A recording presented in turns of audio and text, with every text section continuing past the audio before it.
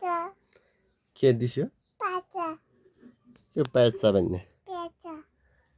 rupees money money पैसा कति पैसा 5 रुपियाँ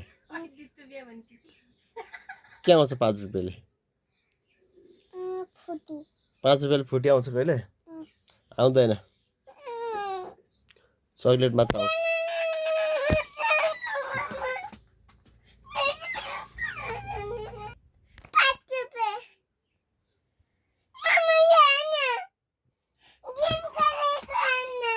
यो कति रुपियाँ हो यो लक्ष्य नि त ए रेड कलर कतिमा हुन्छ ए